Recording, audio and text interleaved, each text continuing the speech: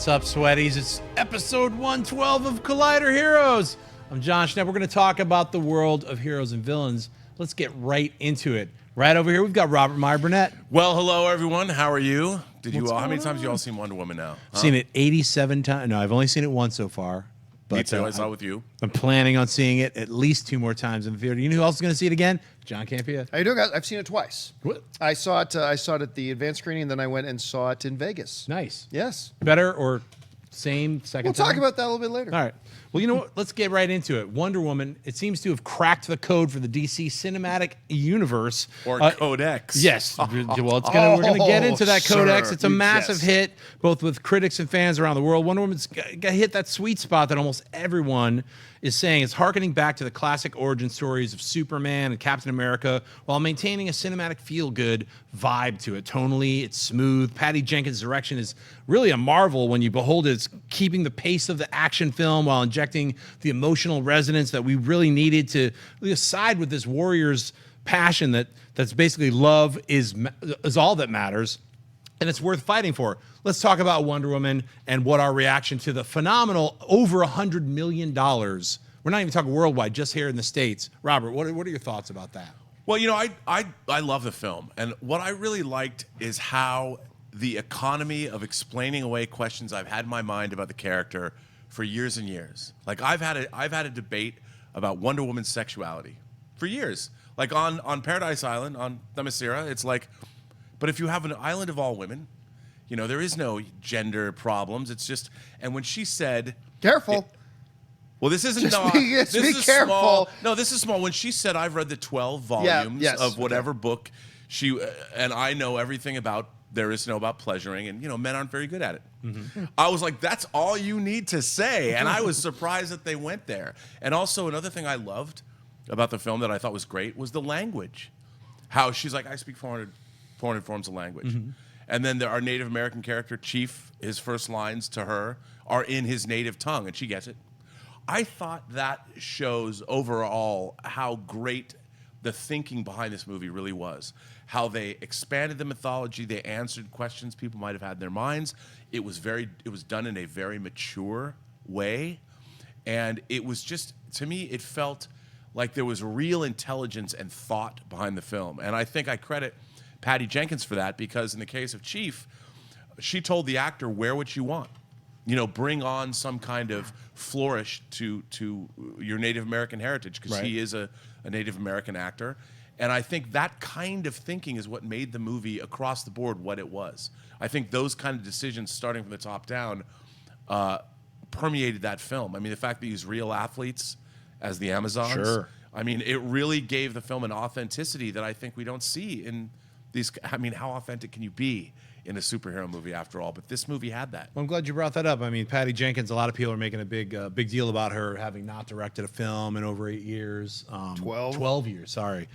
Which was Monster with Charlize Theron. Obviously, Charlize won her Oscar during that movie. Being directed by Patty Jenkins. Being directed by Patty Jenkins. But Patty Jenkins is a real director's director. I feel like when I was watching Wonder Woman, it felt like I was... Sometimes you watch a movie and it's very popcorny and it's quick cut and it's like goofy and kind of very light. And this film actually had a weight to it and, like I was saying earlier, an emotional resonance to it that as it built over the period of the 2 hours you're watching the film, by the end you're invested in not just the character of Diana, but the overall oeuvre of the world. What are your thoughts about it, John? It's really funny, and please hear me out, because I know a bunch of people are going to get triggered when I say this first, but I think a lot of you will agree with me when you hear me out on this. It's a very Marvel film, and Marvel in the good ways. What do you mean by that? And kind of Marvel in the bad ways too. Like, first of all, you've got much like there seems to be an inspiration, at least at any rate, from Captain America or the First Avenger, which I thought was perfect. I think that was a very wise decision. I mentioned this on Movie Talk earlier, to take Wonder Woman and put her back in time. Mm-hmm. So that way she's isolated, so all the focus can be on Wonder Woman, not worry about Batman and Superman and Cyborg and all them. I think that was a really good idea. She had her own version of Captain America. What was it, the Howling Commandos? Is that what? She had her own version of that and all that kind of stuff. And on the same levels that I think Captain America, the First Avenger worked, I think Wonder Woman worked really well. I was really entertained by the film. I enjoyed it very, very much. But the funny thing is, and I mentioned this in my review, the weakest parts of this film tend to be the things that are usually the weak parts of Marvel films. Because I know everybody's still in a honeymoon phase. That everybody wants to talk about is how great Wonder Woman is. The villain sucks. Like, no pulling punches here. The villain straight up sucks. And that's a very Marvel kind of thing to do. Have a great movie, but the one thing that's kind of your big weakness is your villain. Because, you know, when I heard Ares was going to be the villain in this film, and they announced that a long time ago, stuff like that, so, number one, brutally underused. And then when they used him brutally. I mean, it was really a letdown, especially when you consider, I thought they should have used that character more in the film. And they did such a good job in the movie of building up Diana that you really were kind of itching a little bit that when, you know, her and Ares would eventually have their thing, that would be more satisfying. They would have a foil that could be worthy of Diana, the way, as a character, the way they developed Diana through that film. And again, it goes back to the Marvel thing. It's like, I feel like a lot of things that are usually very strong in Marvel films, Wonder Woman was really strong in. And the thing that Marvel films are usually kind of weak in, I felt Wonder Woman was weak in them as well. So, but overall, I don't know how you could ask for much more. I mean, it was a movie that was fighting an uphill battle a lot along the way because, you know, BVS and Suicide Squad were very divisive amongst the fans. I don't know why people don't love Man of Steel. You totally should. But, I mean, I think it accomplished everything it needed to accomplish, and it did for Justice League what they were hoping. I think now a lot of people are now going, I really want to see Justice League now that they got Wonder Woman in it and we're seeing them going in a different direction. I think it was, for Warner Brothers, a huge win. Huge win. Let's go off topic a little bit. We'll come back to Wonder Woman and the phenomena that just this past weekend has been. But I want to move forward a little bit. Now they've talked a little bit about Patty Jenkins and Gal Gadot being signed on. Is it Gadot or Gadot? It's Gadot. Gadot. All right. Gal I've Gadot. said it like 8 different times. I say stuff wrong all the time. So Gal Gadot, they're both signed on. Obviously, DC wasn't playing around. Another hint from Marvel, like, why don't you sign them on to like 85 movies? Yeah, which is wise. Yeah, so they're locked in. Patty's talking about, hey, we don't know when it's going to be. It might be taking place in modern times. I might jump around a little bit, have some fun. I'm in for whatever they're going to do. I'm also really interested in seeing what they're going to do with Justice League because they are still shooting Justice League, and they're going to. Robert pointed out that Henry Cavill just posted on Twitter a picture of himself with a big mug of coffee with his Superman tights on. They are shooting, and obviously we're well aware of the tragedy that happened to Zack Snyder's family, so they had to leave. We had Joss Whedon come in. Whedon was already writing and rewriting the script while Snyder was working on the film. The reshoots, yeah. But I tend to wonder at this point how much, because I've heard so many rumors about the film being reshot 3 entire times, and now that they're shooting it again, this is only to make the film better. Like, I know everybody gets weird about when they hear about reshoots, and all of us are guilty of like, hey, the Phantom, or not the Phantom, as Rogue One was being like 40% of it's being reshot, and all this stuff, where it's like, yes, they reshot quite a bit of the ending because they changed the ending. They wanted to make the ending better. They wanted to make the ending have more drama, and they wanted to make the ending work. Now, if they are doing any kind of reshoots, they are trying to make Justice League better. They're trying to make it work. They're trying to give us the best 2-hour film that we can possibly get. And with Joss Whedon being involved in not only rewriting the film, but also now directing these rewritten scenes that he's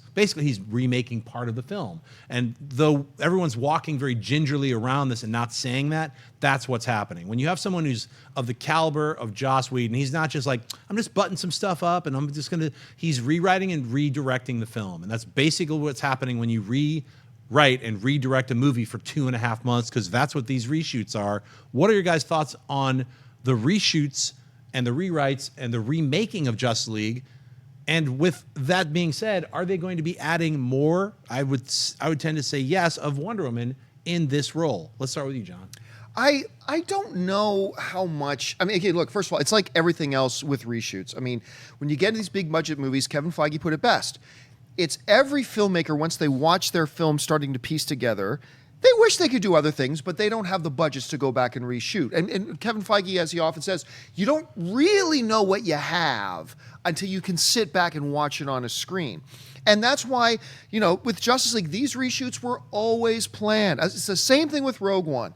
They had these reshoots scheduled and booked and planned before they even started shooting the movie, because they knew once we get this thing put together and we start getting some cuts together, we're going to have some new ideas, and we want to schedule some time that we can go and implement the new ideas.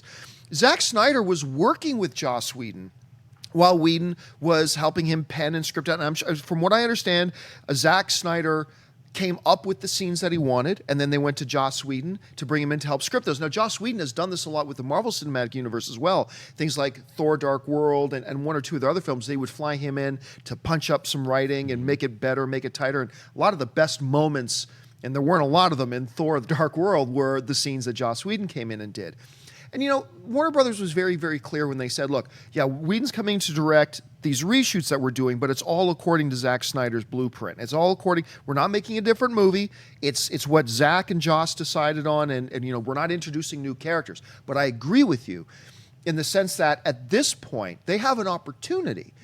Now that they're just getting into their reshoots, and they're seeing how well Wonder Woman has played to the audience and played with the audience, I don't think you change anything. I don't think you'd fundamentally change the plot of the film or anything. But if you have an opportunity now to maybe throw in an extra 30-second scene with Wonder Woman, throw in an extra little bit of that, anything more you can get Wonder Woman on screen more, I think at this point is a really good opportunity, and I think they'll take advantage of it. I think you're right. How about you, Robert? Well, I mean, I agree with what you guys are saying. This whole idea of reshoots and pickups was really popularized by Peter Jackson when he was making Lord of the Rings. They had their quote-unquote pickups that would last for 60 days. Right. For the same reason you just explained, John. I mean, you can't... Everybody expects with these gigantic budget films that you're going to catch magic in a bottle during principal photography. And that just simply isn't the case. I mean, the best laid plans of Mice and Men, you realize certain things work and certain things don't work during production. Somebody's performance tends to sparkle, and you weren't planning on that. You want more of that performance. So you can go back and you can change things. It's very iterative now. But they are planned, like you said. I don't know if the extensive changes to Justice League were planned. But I think that's the way that these blockbuster films should be made, because you can make mid-course corrections that can help the film in the long run. I think maybe that happened with Rogue One, and certainly with Justice League. I did want to address your comment about the villain in this film, though. See, to me, the villain really is the world of men. And the fact that Ares sort of pushed mankind along... Let's not be very careful. Let's not go into plot details here. But I mean, I movie. wasn't... I'm just saying as a philosophical point, really, and people have talked about the No Man's Land sequence. That's been all over the news. Right. It's not... And I think that, if anything, and Diane even says in the movie, men they can be good, but they're just as bad. And in Batman v Superman, Wonder Woman says, I left the world of men 100 years ago. So she said she left after presumably what happened. Yeah. She went back to Paradise Island, and that's why wasn't she in World War II? Well, she was gone. She learned better. She was going to let mankind, now that she knew the catalyst for this to happen, it was all man's fault. World War II men had no one to blame but themselves. So there's no reason for her to show back up and fight. It was time for men to step up. And when I say men, I mean men and women, humanity, to step up to the plate and fix their problems. And I think that was one of the very interesting things about this movie, is that mankind was definitely being manipulated, but I didn't see it as a typical Thanos, Lex Luthor villain fight.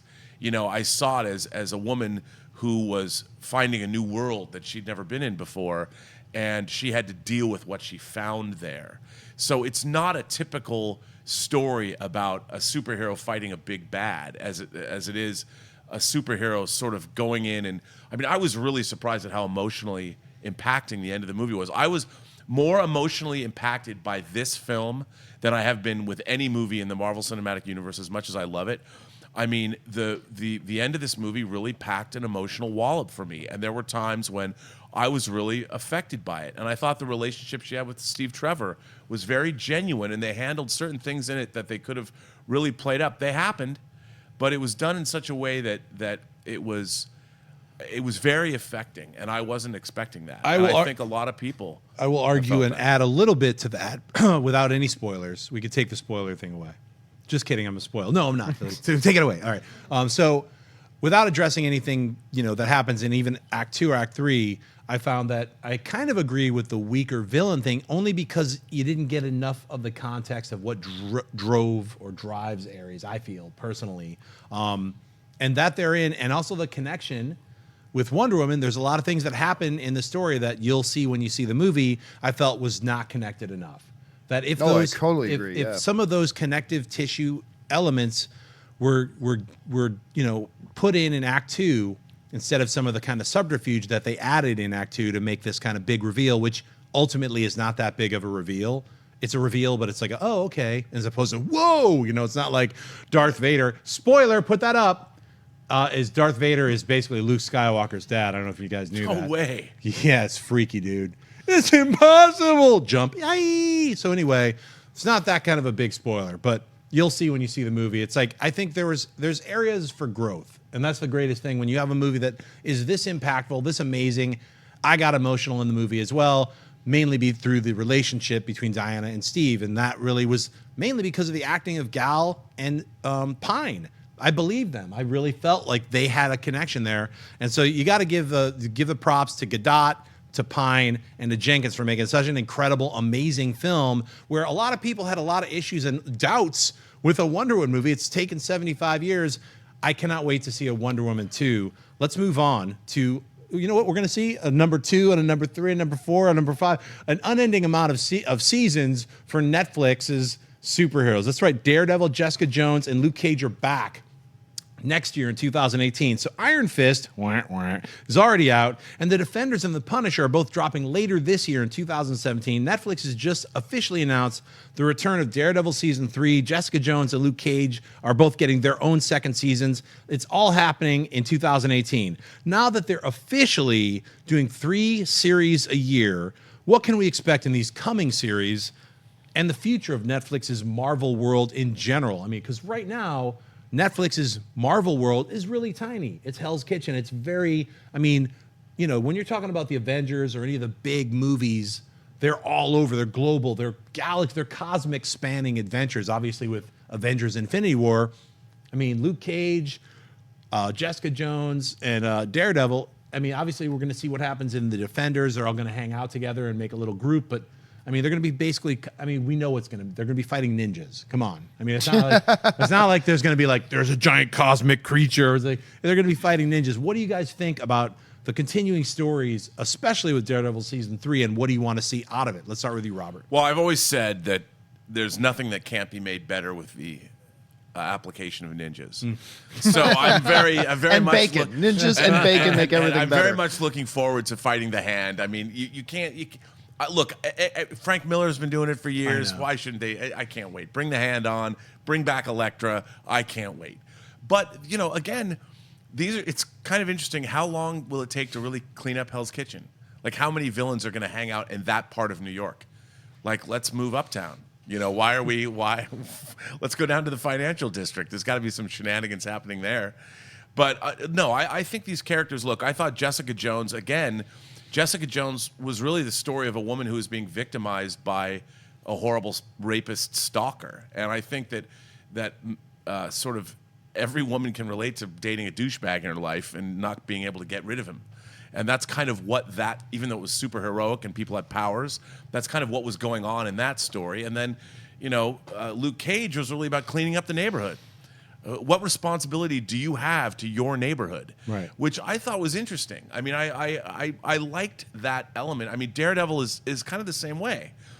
So you basically have these street level characters that basically are protecting their neighborhoods.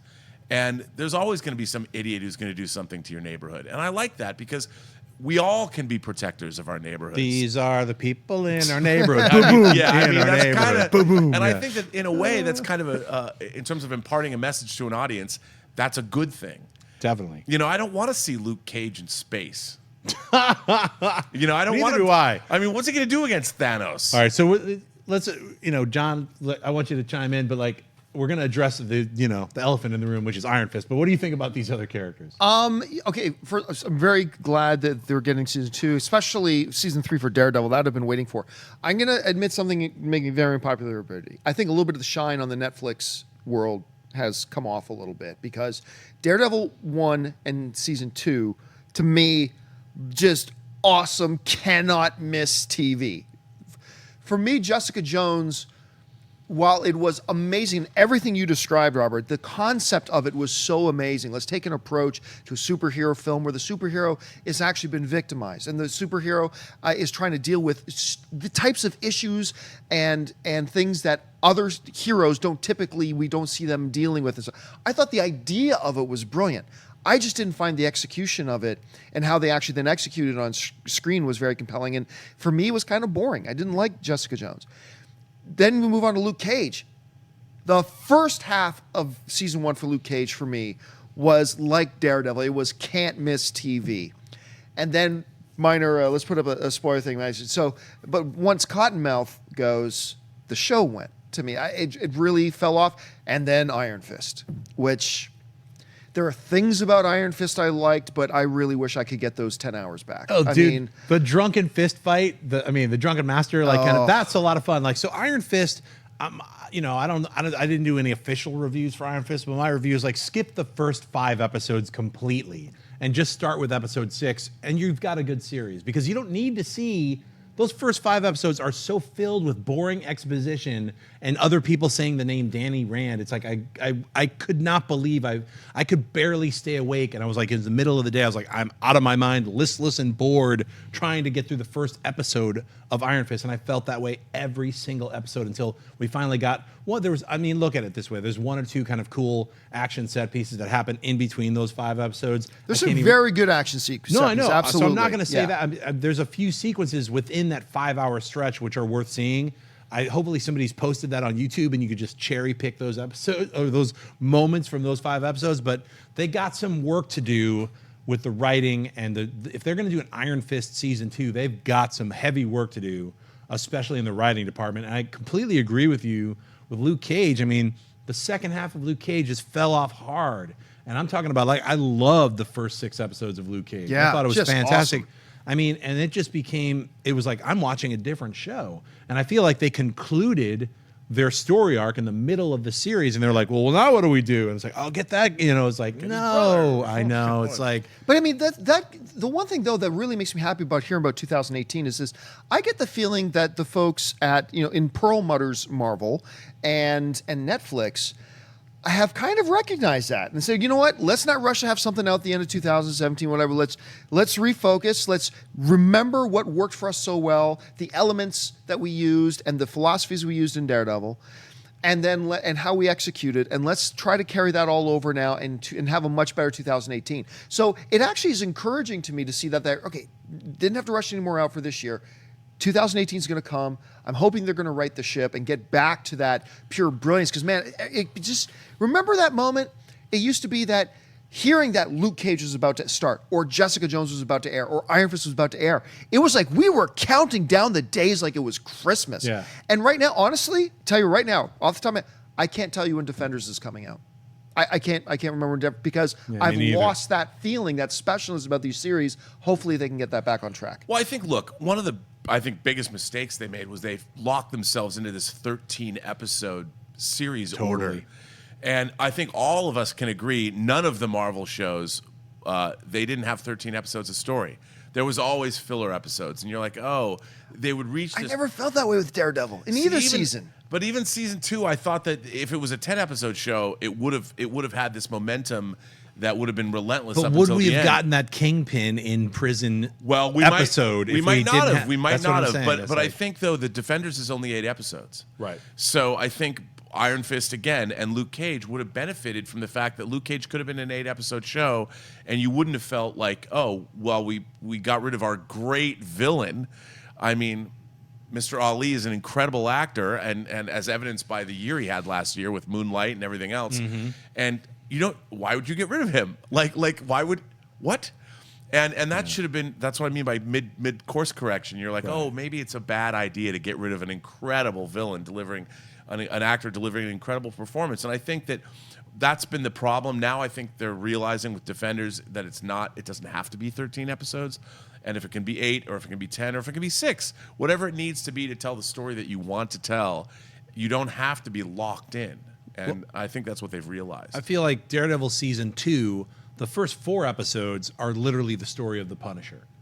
And Right. They are, I think, some of the best of any of the shows on all of Netflix as far as any of their original superhero series. Those 4 episodes of season 2 I thought were fantastic because it really showed you the yin yang, the dichotomy of what Daredevil's about and what the Punisher's about, as well as setting up the Punisher in this universe. Now we're getting this Punisher series, and they were like reluctant to say, because they were like, no, we're never going to do more than 2 series per year. And we all knew they were shooting the Punisher. Well, when's that going to happen? And they're like, they are going to drop it this year, around probably the same time. Probably, my guess is November, Defenders, Punisher, December. Who knows? Punisher, happy and Christmassy for murder and stuff.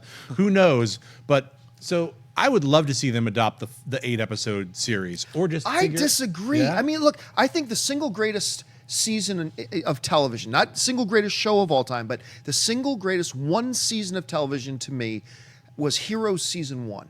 Like to me, that was 23 episodes, and they made every episode great. To me, it's like, no, if you're having a hard time making good 12 episodes, just make better 12 episodes. Be better. Don't think I can only come up with 5 episodes of good stuff. Well, then let's shrink. I don't think the answer is shrinking the season. Just make better stuff. I mean, in years past, it's only the recent years that we've gone to TV shows that have 10 episodes a season, whatever. Like they used to make quality, high impact television, whether it was Battlestar Galactica or whether it was like Heroes or stuff like that. And well, we won't talk about what happened in Heroes season 3, but I mean, they used to make 20 plus episodes and they were all great. Why not do that with these characters? I agree, but let me say this. I find, especially with the inundation of Hulu and streaming and Amazon and Netflix, like there's so much to watch that even like where you're like, oh my God, like Flash is 22 episodes. It's like, it's sometimes like, I can't watch all this stuff, even when it's an enjoyable show like Flash. So I feel like if they can't get 13 episodes right, you're right. They should write better ones, but why not just do one storyline is what I'm saying. Instead of trying to fit in, like each of those, outside of Jessica Jones, all of these series have multiple storylines that they're trying to do. Yeah. And they finish one around 6 or 7, it seems like. And then there's like, well, now what are we doing? There's like that weird floaty episode where you're like, now what's happening? So, but I think too that we've seen the television landscape change because it's not the network model. I mean, Heroes was a network show. Yeah. Right. And now we're seeing with all the new players, not just Hulu, but you've got Stars with American Gods, and you've got, AMC doing Mad Men. I mean, television has really changed, and HBO, of course, with seasons of The Sopranos, which we're not running, 20 episodes. Right. I kind of like these smaller. I saw with the show Torchwood. Torchwood was the first 2 seasons were, The 3rd season of Torchwood was 5 episodes. Children of Earth. It's 5 of the greatest episodes of science fiction television ever. And then their 4th season, they moved to America and did Miracle Day, which was, I don't even know what that was. I still look at that and go, what a crazy, horrible missed opportunity. But as long as we can get, I think the novelistic approach to TV now, where you're telling these one long extended, I mean, Heroes did have an overarching myth arc that happened, but they also had very satisfying individual episode stories. Yeah, they had stories. subplots. They had side stories to go along with them. And that was very much a network model, and now it's changed. We've moved to more of a novelistic approach where it's one long story, right, and everything is sort of integrated. And I think the shorter time frame makes you remember. I mean, if I had to remember everything that was going on in Game of Thrones for 22 episodes a season, I'd be like, wait, what? You'd have to hark back to what happened in episode 1 or 2. It kind of allows you to really delve into the overarching story much easier than if it was as long as a. That is one of the benefits. That is a really very valid benefit. So there is added. Look, I would love to get 22 episodes of Thrones, but who's going to make that and who's going to pay for it? It's going to take. God only knows. We're only getting. They make money hand over fist with Game of Thrones. You're going to get more than. Don't worry about where the Game of Thrones people are getting their money. It's not ending. Well, no, don't believe them when they say it's ending. In terms of they're making basically movies, and it would take it would take twice as long. We'd be waiting for a season of Thrones for 3 or 4 years. No, they're launching like 7 side thrones. Believe me, they're not going to get rid of that. That's our money bags. You know what else is a big money bags that's coming out? Maybe The Mummy. Let's talk about the Dark Universe is coming. That's right. It's upon us. We might now some people out there in our hero universe here could argue that Dracula and the Wolfman are not comic book heroes, but I simply must point you towards the numerous comic book adaptations like Tomb of Dracula and Werewolf by Night, as well as, of course, Ghost Rider and Swamp Thing, to say that this universal monster news has got to be discussed on our show. Not only have they landed the incredible talents of Russell Crowe in Tom Cruise's The Mummy alongside Sophia Boutella, but now they've announced Johnny Depp, hopefully the no mustache Johnny Depp, in The Invisible Man, and Javier Bardem is going to be playing Frankenstein's monster. And now we've heard that director Bill Condon of Gods and Monsters fame is stepping in to make The Bride of Frankenstein next. Let's talk about Universal Monsters. I don't know if it's going to stay Dark Universe, whatever it's going to be called. To me, it's always been the Universal Monsters. John, what are your thoughts and ambitions and dreams of what could possibly happen with this franchise? Well, yeah. Well, first of all, let's bring this picture up again for a second. I remember the first time we looked at this picture, and we were all like, "Okay, is that photoshopped? Is that all them to actually together in one room for a photo shoot?" Because how could?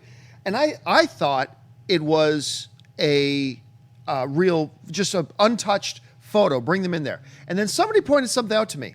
I have stood face to face and talked with both Tom Cruise and Russell Crowe. Mm-hmm.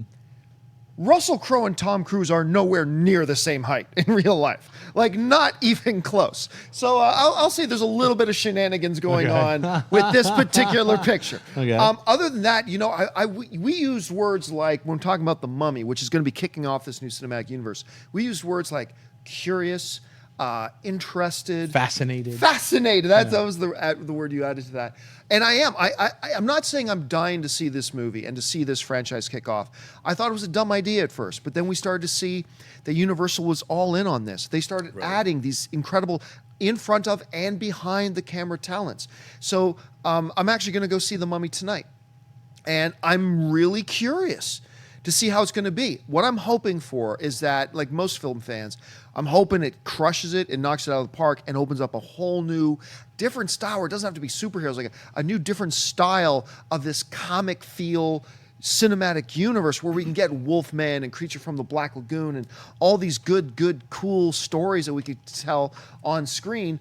And I mean, I still don't like the fact that they're using Dark Universe as their mantra right now, but whatever. I'm looking forward to it. I think it could be really good.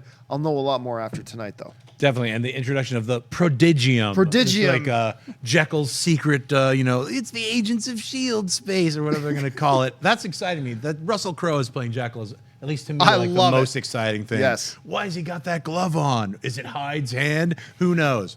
Robert. Well, again, I mean, they're putting the cart before the horse. You know, they're announcing we're going to do a whole universe, which means that, okay, so you're now going to bet on 10 movies that we're going to see over the course of the next decade, and you're expecting them all to be great without having seen the Dracula film that was supposed to kick off the Dark Universe. Didn't do so well. No. And but remember, that was never really supposed to kick off the Dark Universe. It was later after the production of it. It was made as a standalone film. Right. And later after the production, they suggested, well, maybe this will be. And then like, no, forget that. It was terrible. Yeah, they shot that one little quick ending scene. But they which did have work. it. I mean, it was still. And I look at the Mummy and I'm like, okay, so this mummy, now mummies are world-destroying evil entities. And I wonder, like, how many of these monsters, once you set up the fact that your Dark Universe now has city-destroying mummies, what's the Frankenstein monster going to do? You know, you've already got, and in Universal, don't forget, they're also building their giant monster franchise. Kong of Skull Island, they've got their group of people. So you've got Godzilla, Kong of Skull Island, and the next Godzilla movie's being made. Then we get King Kong versus Godzilla. We know they're bringing in King Ghidorah and Mothra, so that's going to be all shared. Got Rodan universe. in there floating around. I mean, it's like, okay, great. And I'm all, bring it on. As long as the movies are good. You know, and I from what I've seen of The Mummy, it's very intriguing. I like modern day horror. I love seeing horror in you got the military, you got transport planes carrying the mummy around that she takes down a transport plane with bats. Right. You know, I'm in. The plane goes spinning out of control. Great. All the little things that tickle my fancy are in that movie. I just hope it's good. I hope the tone is consistent. I hope the prodigium is cool. You know, but it just seems like make a movie. I want to see a movie that kicks ass, not a movie that's supposed to kick off a franchise. Well, here, let me ask you a question, because like when the news first came about that like they're making the Universal Monsters and they're going to make a shared universe and it was going to be like the MCU but with monsters, and a lot of horror fans like myself were like horrified by that news, because we're like, literally they're going to take all the cool stuff out of these horror movies and these monsters that I loved as a little kid, and what the chance of seeing a newer version of, and kind of like just homogenize it and make it like PG and like we're all friends or whatever. Who knows? That's how I felt about it. Now, seeing them kind of take a more action adventure approach with The Mummy, it definitely is going to have some frightening aspects to it, but it's way more of an action adventure, a thrill ride, if you will. So, I mean, are they going to approach the thrill ride thing with the Wolfman? How do you make The Bride of Frankenstein a thrill ride action adventure? I mean, those are my questions, where it's sort of like those things are a little bit more rooted, at least in my mind, just like The Mummy was, though, in horror. So they were able to do that with The Mummy. I'm interested to see what they're going to try to do. What do you think? Well, I mean, you're right. How they're going to approach that and what their whole philosophy is going to be is a big question. And these are all very good questions. And this is a good opportunity to plug this, to ask Annabella Wallace, who is the blonde, the star of The Mummy, and director Alex Kurtzman, who are going to be on Movie Talk on Friday. Nice. So I really hope I don't hate this movie tonight, because that'll make for an awkward conversation. But those guys are coming in, and those are really some really good questions to ask them. But you're right, because you hear about a franchise like this, and those are the first things you go through in your head. Like, what are they going to do with that? I don't know. Well, also, as a kid, when we were kids, I loved the Universal monsters. I didn't care about anybody else in the movie except the monsters. Right. I mean, when you're a kid and watching these movies, it's like, okay, there's great actors that are playing Renfield, or there's great actors playing Dr. Frankenstein himself. I get it, but nobody cared. Right. I just wanted the monster to show up and wreak havoc. Yep. Wreck shop. That's what I want to see the monster do. And I'm worried that these monsters, when they're so omnipotent, and they all wield godlike powers, the joy of them as characters and creatures suddenly becomes lesser, I think. When the Mummy can do anything, when she can, we've seen in the trailers, she can turn into a giant sandstorm face of herself and destroy London or wherever the hell they are. I mean, it's like when it kind of takes away, the how scared you can be of something like that. Then it becomes this fantasy creation, when really I like the fact that Dracula's basically in your house, right? Or you're in Dracula's house, and he'll come into your room when you're asleep and suck your blood. I mean, there was something very primal about that. And if Dracula can suddenly, he has armies now, and he can, it's like, okay, but there's something, these monsters are based on the primal fears of the individual, right? They're not based, like, I'm really, if the Mummy showed up and started wrecking cities, I'd be like, well, maybe she'll do some urban renewal that's necessary. Like, is she that scary? I mean, she's much more scary if she's in your closet at night. Yeah, well, I mean, that's the separation between the thrill ride and the individual horror. Absolutely. I mean, that's why I think Dracula Twice Baked or whatever it was called failed, because it was like, I'm Dracula, I'm a giant fist of bats. I mean, the CG in it was corny. It was like, you're missing the whole point of what is interesting about Vlad the Impaler, let alone Nosferatu, let alone Dracula. So hopefully we're going to find out very soon. Let me place bets. I've been talking about Tom Cruise a while back. I was like, man, he's going to be Van Helsing. Then it's like, people are like, oh, maybe he's going to be the Mummy. I'm thinking he's going to be revealed to be Dracula. Who do you think Tom Cruise is in this movie that they haven't revealed, or is he just a dude? You know what? I think he's just a dude. Because I don't see, Tom Cruise does not, look, he makes very shrewd choices about what he does. He has an unassailable career over the last 35 years. I just see him as wanting to still be Tom Cruise. That's his brand. Okay. And, he did play Lestat, though. And he did really good at it too. No one wanted him to play Lestat, and he was fantastic as Lestat. I caught that. It was on cable this weekend, and I watched like the last 10 minutes, and he's great as Lestat. Everybody's great in that. Brad Pitt's great. What do you think? I'm going with our first gut instinct. I don't think he's going to be Dracula. I think there's just too much that would contradict some of the stuff they've shown us already. Mm-hmm. I completely agree with your first impulse. I think he's going to be the Van Helsing of this thing. I think near the end of the movie, he's going to be, I can't remember what his name in the movie is. Let's call him Walter Griggs, whatever. Right. And at the end, it says you have actually a Transylvanian thing. And he reveals, well, my actual family name was Van Helsing, but my family changed it when we came over here to fit in with America. I think he's going to be the Van Helsing of the universe. So he takes over the prodigium from Russell Crowe. Or works with them. Works with him. I mean, I think that makes the most sense, but I was like, it would be great, because the picture especially is showing all these monsters, except there's Tom Cruise, and he's just a normal dude. So you're right. I mean, how did he survive that plane flight? Who knows? We're going to find out in a couple days. She did possess him. She's taken him over. That's true, and she can become a sand face. Hey, let's get into minor mutations. We're going to talk about a bunch of stuff, and then we're going to pick it apart. Number one, we've got Gal Gadot poses in Glamour magazine. That's right. She's posing it up. Number two, we've got MCU stars congratulate both Gal Gadot and Patty Jenkins all over the interwebs. Number three, we've got Spider-Man Homecoming clip. It's got Tony Stark talking some Aunt May. Number four, we've got Doug Liman. He left the Justice League Dark film due to his own scheduling nightmares. Number five, we've got Priyanka Chopra wants to play Batgirl, or any superhero is what she's saying. Number six, we've got Penguin hopeful Josh Gad is sharing pictures of himself at DC with Jeff Johns. Is he going to be the Penguin? Number seven, biopic trailer for Wonder Woman's creator, William Marston, is called Professor M, and it gets into some of his funky habits. Number eight, we've got the Shocker. That's right. That's what he looks like as the toy. Is that what he's going to look like in the movie? We're not sure. Finally, a little bonus flavor. That's right. Gotham has revealed that, yes, Solomon Grundy, born on a Monday, is going to be in the series. He's showing up, as we were referring to him as the albino Hulk or whatever, like the I'm mad and I'm, a zombie Hulk or whatever, Solomon Grundy. What pops off to you out of this? Well, I think I keep thinking about Patty Jenkins as sort of only because now she's my hero, somebody who hadn't directed a film in a decade and a half, and she comes back and does. But, I was reading a really interesting article. I thought that her approach to the material was great, but she talked about the fact that why does she have to be thought of as a female director?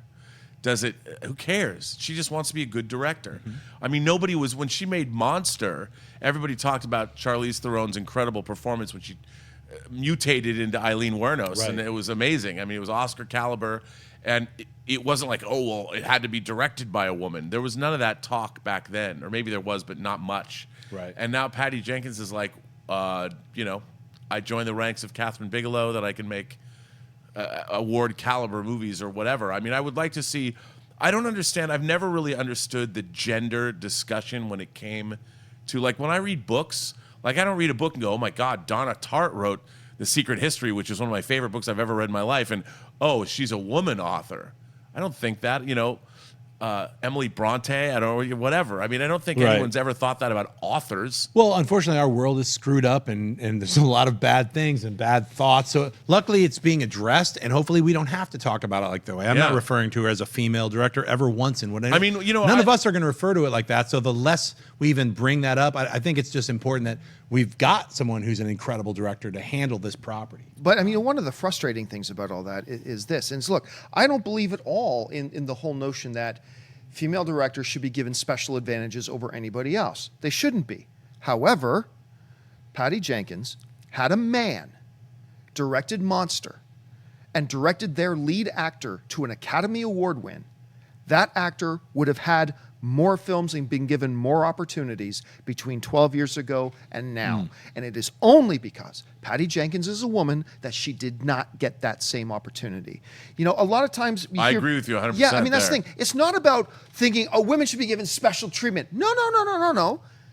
Women should be given equal opportunity. That's right. And I'm just telling you right now, had Monster been directed by a man and got their lead performer Academy Award, that man would have had more movies and been given more opportunities and more films to direct until Wonder Woman came out. It would have been. And I'm so glad that Wonder Woman came along so Patty Jenkins can bitch slap everybody in the face and remind them that, hey, look, I'm not a woman. I'm a talented director. Mm-hmm. Just give me the same opportunities and the same consideration and the same respect that you're going to give my counterparts who happen to have dicks. Mm-hmm. That's it. And that's the only message here, and she deserves this success right Look, now. I agree. And as a Catherine Bigelow fan back to the 80s when she made Near Dark, which came out the same year as The Lost Boys, I'm like, this is kick-ass. And she made a great biker movie with Willem Dafoe called The Loveless before that. And then, of course, she went on and did Blue Steel and with Ron Silver as a crazy...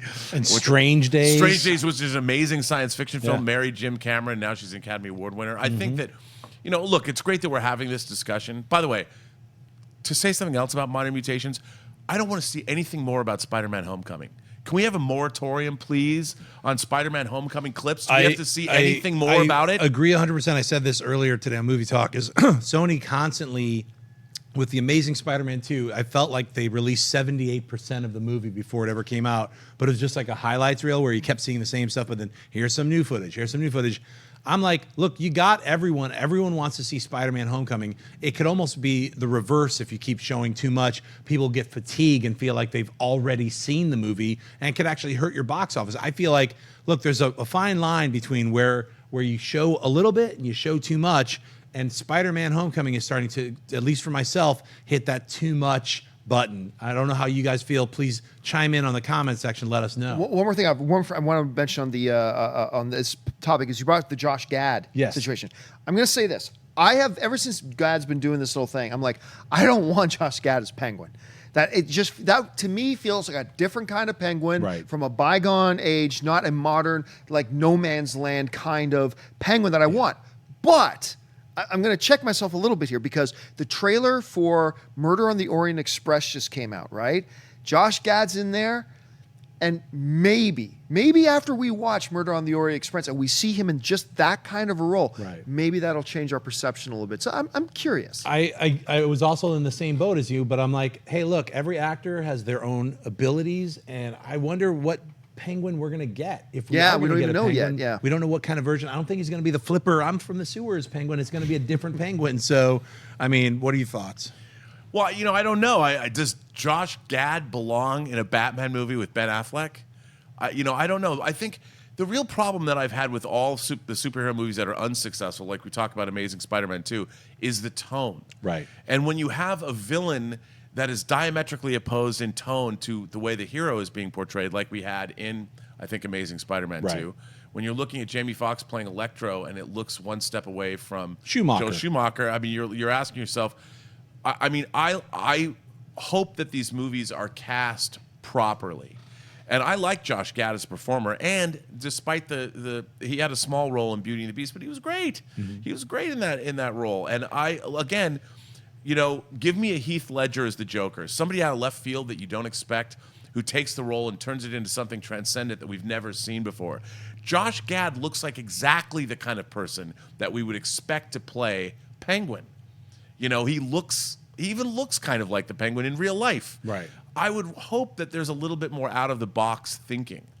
Well, look at it this way. Penguin on Gotham looks nothing like the Penguin that we've all come to expect, yet kind of a fun character. I've watched a bunch of Gotham recently. I was like, I kind of like what they did with Cobblepot in this weird Batman-less universe. You got a baby Bruce Wayne or whatever, but like, look, if they make Penguin more of like a mob boss, and they just call him Cobblepot, and he's got a bunch of Penguin posters, and so like maybe he's got a Penguin statue or something.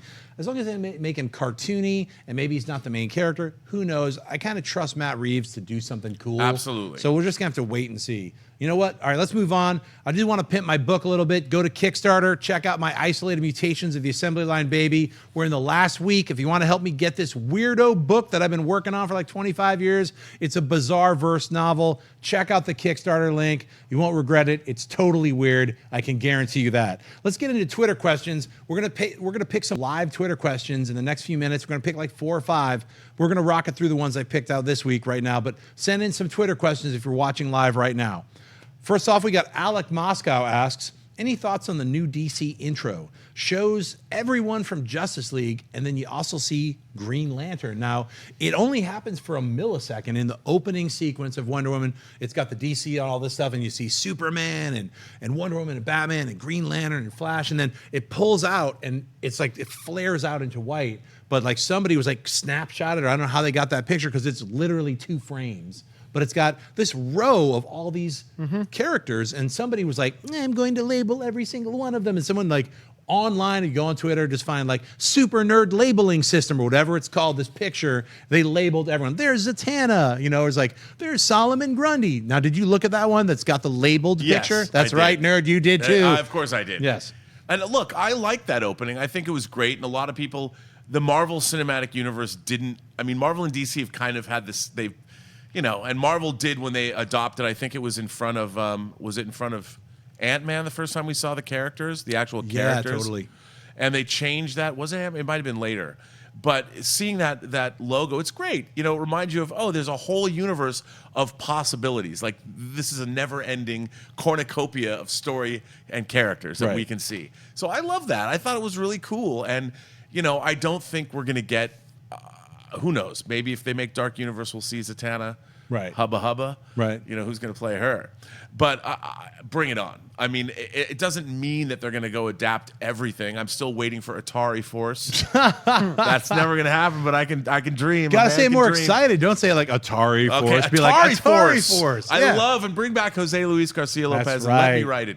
Let me write it. It's a good series. I know, it's a great series. I love it. But yeah, I loved it. I love the opening. Well, how about you, John? It's a really nice opening, and I wouldn't read too much into it. Look, they're showing all the characters, these iconic characters they have, and Green Lantern is one of those characters. They've already made a movie with Green Lantern, and of course they're going to use Green Lantern in the future, but I wouldn't read into it as if, that we see this row of these characters, that means this movie's going to come first, and I wouldn't read too much into it. It's just them representing their classic characters that people know and love, and it's cool. Yeah, you got Batgirl in, you got Nightwing, everybody's in there. Derek Spicer asks, what character and actor do you want as the villain in Wonder Woman 2?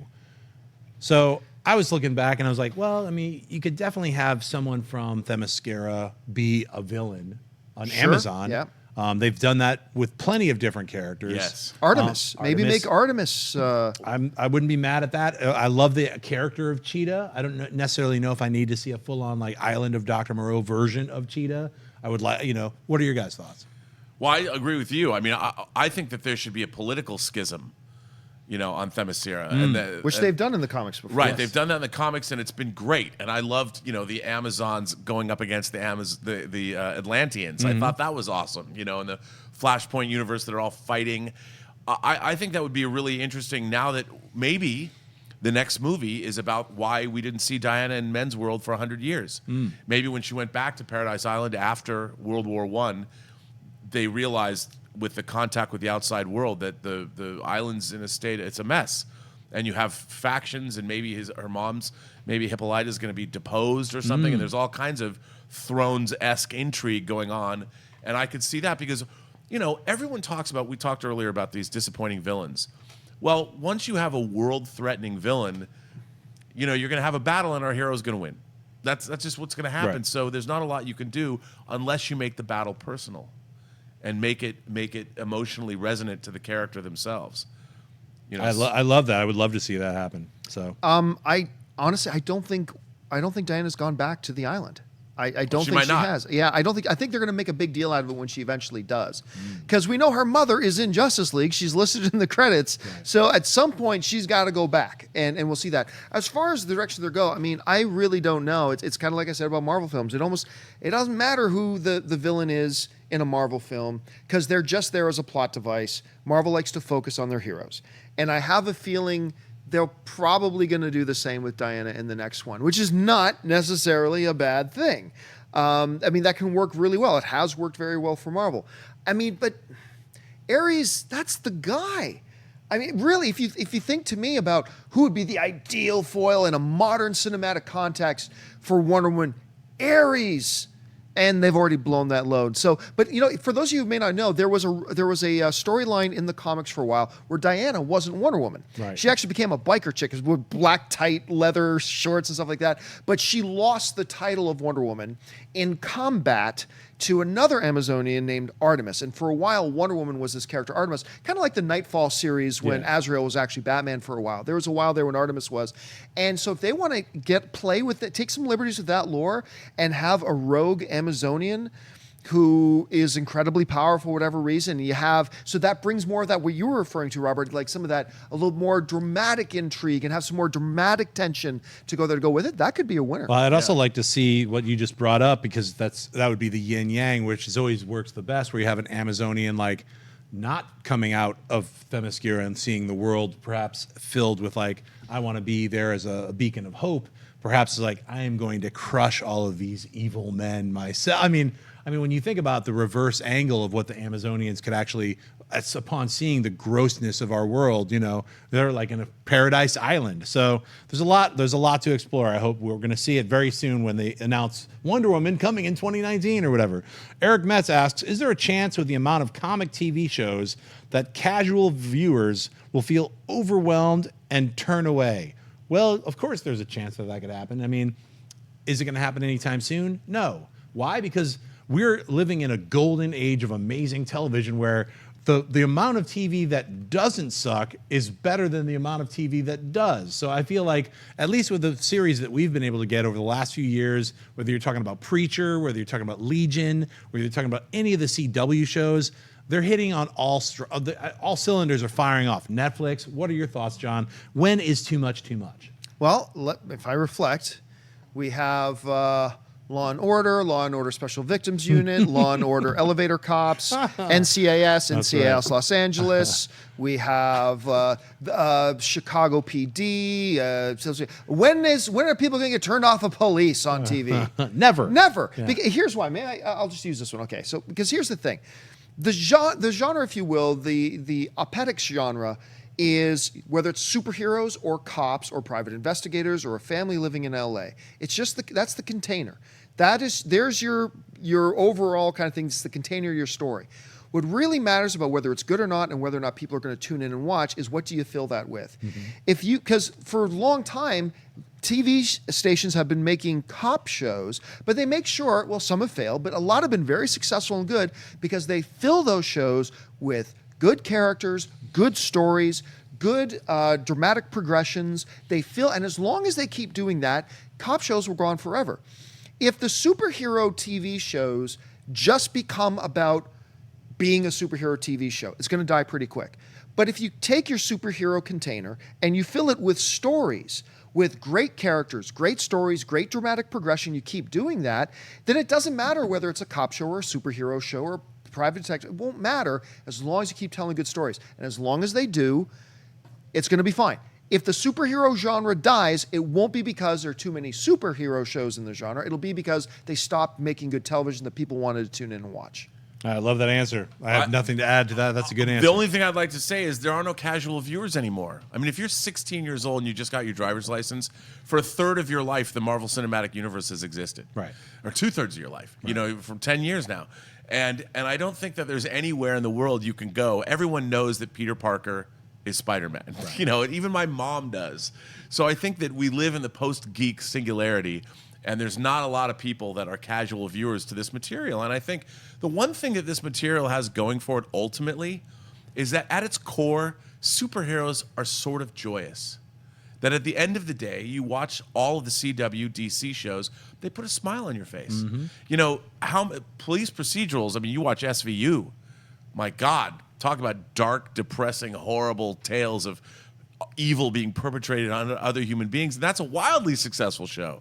But I think that's what this has, the superheroes have going for it, is that it inherently, it's the light that shows us the way, as Jor-El said Superman would be.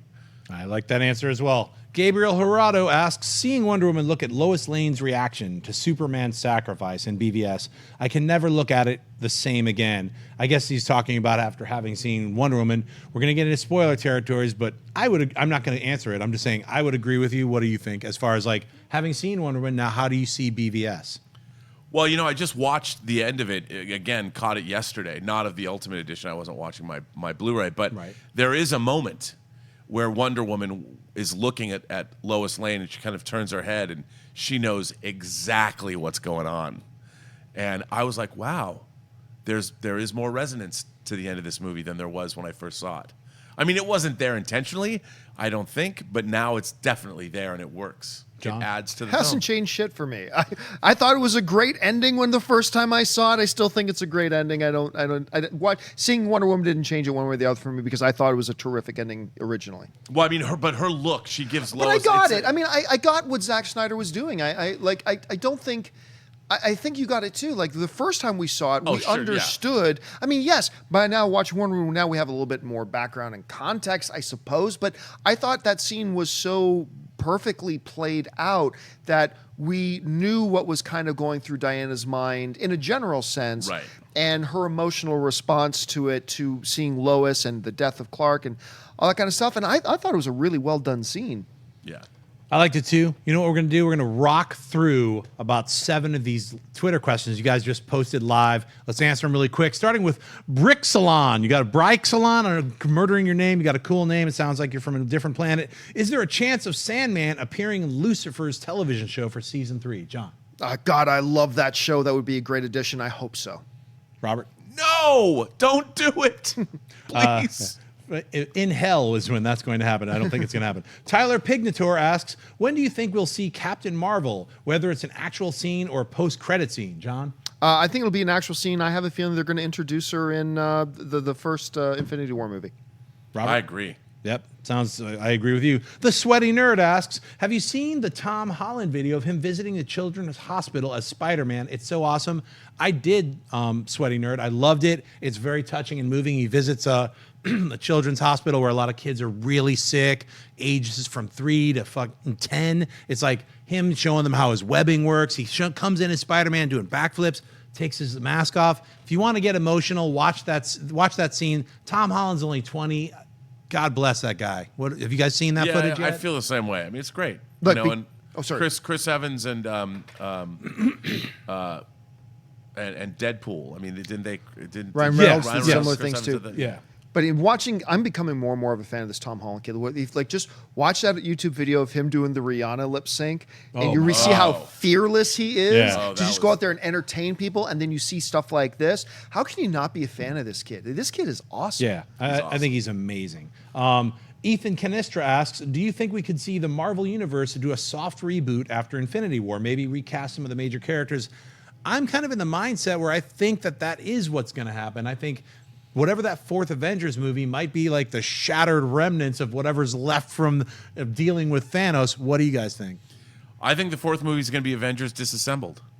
Nice. I really do. And I think that we're going to see, it's called Infinity War. And when you're dealing with infinity and entropy and the entire universe being at stake, what a great way within continuity that everybody will buy into how you reassemble the universe at the end. Change things. I don't think general audiences are down for like a rearranged, reimagined thing. I think from a comic book perspective, it makes total sense. Right. I don't think the general audience would accept that, and I think Disney knows that. But but I still think they could do some kind of a soft reboot. I just don't think it'll be as a result of Infinity and reality. Right, bending. time changing. We're in a different world. I think it's more like this person had to sacrifice. So I think 70% of the non-comic book reading film going audience would be like, "W, what the what?" Well, you're just looking check out. at alternate universes or possibly time changing, and you've got the contracts. These actors have been under contract for a long time now. Well, that's why they got to bring in Kang. Last two questions we're going to do live. Jonathan Peck, since you guys just talked about Dark Universe, who do you think should play Dracula? My pick is Michael Fassbender. I like that pick. I'm not going to go Benedict Cumberbatch, but I like Michael Fassbender if we're going to pick those two because they're always up for everything. Who besides those two guys would you guys think could play Dracula now? I mean, look, it's impossible to say till we know what do they want an ancient Dracula? If so, then no, not Michael Fassbender. Get somebody, get a Patrick Stewart. Right. Let him sink, no pun intended. Let him sink his teeth into that role. And so really, I can't even venture a guess till I know what kind of Dracula they want, So it's hard for me to guess. But look, you add the name Michael Fassbender in any movie and you just elevate it, obviously. Right, except for Assassin's Creed. Look, I want a Euro vampire who's handsome, who is biting his way across the beautiful women of Europe. And Jamie Lannister is going to be out of a job soon. So Nikolai Coster, how do you pronounce his name? That's a good call. All right, Yeah. Yash Movies asked, is it a possibility that Spider-Man receives the black suit in the Avengers Infinity War, setting up Venom for Sony in the fall? Nope. I say yes. What do you think? Yeah. They're not crossing those worlds. I think so. What do you think? Look, I want to believe. I'm Fox Mulder here. I want to believe that the alien symbiote comes from space. Yep. And we're not going to get the Beyonder, and we're not going to get Secret Wars. So why not? I think it's going to happen. It might be something that the collector had lying around. Who knows? But I would. By the way, how great would that be? Like it ends with Spider-Man doesn't even know he has it yet. We know. Damn. Maybe that's the post-credit sequence. First of all, to answer that question, how great would that be? It would be awesome. It's a great idea. But if we are to believe what Marvel and Sony is saying, and they don't always tell the truth. I don't believe anything they're saying. But they're very steadfast right now that what Sony has cooking up with that new Venom universe and all that kind of stuff is completely separate from the Marvel Cinematic Universe. Now, if they want to recant that, I think that what you suggest is a great idea, but I don't think that's what they're doing. The reason I feel like they're gonna do it, they're gonna work it out. It's because the Sony universe without Spider-Man and Venom and Black Cat. But let's see what they got in mind. Like, I'm they've with got you. something in mind. I'm with you, but they've got to figure it out. Just Tom like Hardy seems to like. remember, whatever we they got didn't in think mind. Spider-Man was ever going to be in the Marvel Cinematic Universe, and we're about to see him with Iron Man. It did take a major international corporation to go on the brink of bankruptcy to help make that happen. Maybe it has to happen again. Maybe again, yes. All right, the sweaty question of the week comes from Shane in the Brain. What do you think about Marvel using the original Infinity Gauntlet comic cover for the movie poster? Let's throw that up there. So that is the actual George Perez original poster. I would love to see a live action version of that. What do you think, John? I think just like most movies will put out 50 variants of what a cover is, Totally. I think they would be a missed opportunity to not make that at least one of those. It's not going to be your main poster because just strictly from a marketing point of view, Thanos would be the most unrecognizable face. They're going to have their most recognizable faces front and center. Oh, yeah. It's going to be Tony Stark. It's going to be Captain America. Those are going to be the main ones, and Thanos will be in there somewhere. But I absolutely believe it would be a missed opportunity if they didn't at least make this one of the variation covers. They could swap out Mephisto and Death with Tony Stark and Iron Man, and Yep. then chuck the Rocket Raccoon, all those other people in there. They could make a variation. I agree with you. I think that'd be Yeah. amazing. Robert? Look, I think as much as I love the Marvel Cinematic Universe, I think the posters they've put out, for the most part, are shameful. You've got some of the greatest artists in the world. You've got a legacy of decades of gorgeous cover art and splash pages. Why they have not availed themselves of that? I mean, I understand now movie marketing is different and key art isn't as important as it used to be. But man, I would love to go to a theater and see a fully painted Bill Sienkiewicz piece of art or George Perez. Well, they did it with Logan.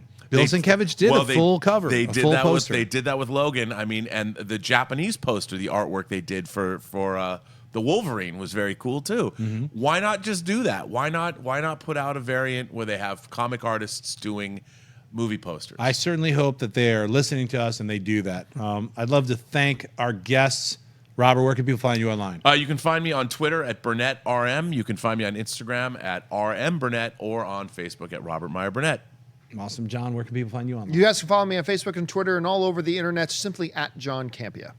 You can find me on Twitter and Instagram just at Jon Schnepp. My Slayer #3 comic book from Dark Horse comes out this Wednesday, tomorrow, at comic book shops all across the planet. Go check it out. It's brutal. It's gory. It's awesome. I'm Jon Schnepp. Come back for issue number 113 coming to you next week on Collider Heroes. Hey guys, if you like this video, click the thumbs up button. Also, make sure you subscribe to our YouTube channel. It'll help you stay up to date with everything we've got going on here at Collider.